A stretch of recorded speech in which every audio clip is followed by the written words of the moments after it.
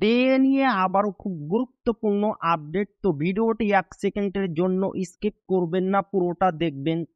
আর আপনি যদি আমাদের চ্যানেলের নতুন দর্শক হয়ে থাকেন এবং চ্যানেলকে সাবস্ক্রাইব না করে থাকেন, তো অবশ্যই চ্যানেলকে সাবস্ক্রাইব করবেন এবং আমাদের পাশে থাকবেন।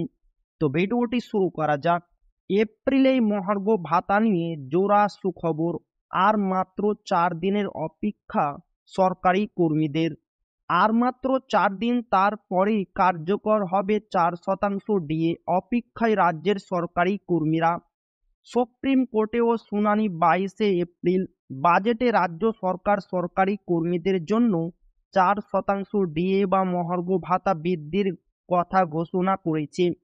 কার্যকর হবে আগামী 1 এপ্রিল, অর্থাৎ মঙ্গলবার থেকে। হাতে মাত্র আর 4 দিন। ইতিমধ্যে নবান্নের পক্ষ থেকে একটি বিবৃতি জারি করে ডিএ বা মহার্ঘ ভাতা বৃদ্ধির কথা জানানো হয়েছে।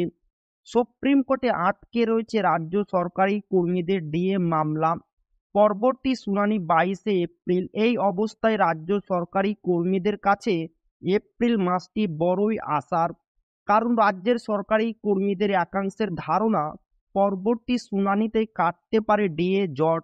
এপ্রিল মাস থেকেই বর্ধিত হারে ডিএ পাবেন রাজ্যের সরকারি কর্মীরা। পাশাপাশি সুপ্রিম কোর্টে পরবর্তী শুনানি মাত্র 1 মাসের মধ্যেই। তাই এপ্রিলেই আসার আলো দেখছেন সরকারি কর্মীরা।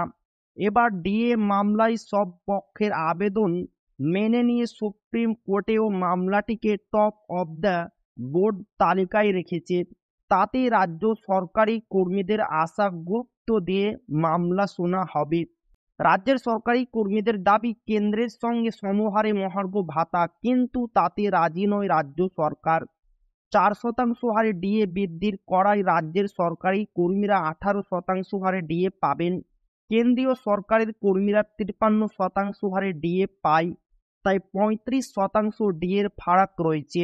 বকেয়া ডিএর দাবিতে রাজ্যের সরকারি কর্মীদের একাংশ আগামী 7 থেকে 9 এপ্রিল প্রতিদিন 3 ঘন্টা করে কর্মবিরতির ডাক দিয়েছে। অন্যদিকে তৃণমূল ঘনিষ্ঠ সরকারি কর্মীরা মমতাতে স্বাগত জানিয়েছে।